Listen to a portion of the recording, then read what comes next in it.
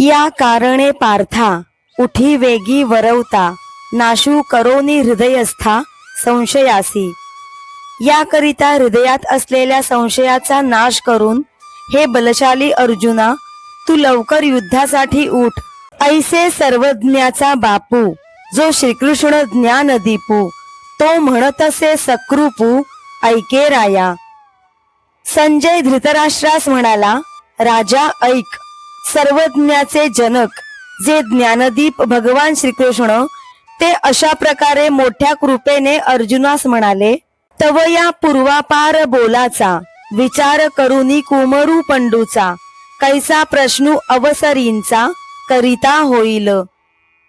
तेव्हा भगवान श्रीकृष्णाच्या आताच्या व मागील बोललेल्या तत्वज्ञानाचा विचार करून अर्जुन हा समयोचित प्रश्न विचारील।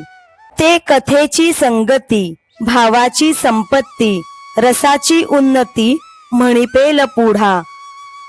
ती एकसंध कथा अनुभवाच्या संपत्तीने व रसाच्या उत्कर्षाने पुढे सांगण्यात येईल। जयाची या बरवेपणी की जे आठा रसांची ओवाळणी, जो सज्जनाची ये आयणी विसावा जगी।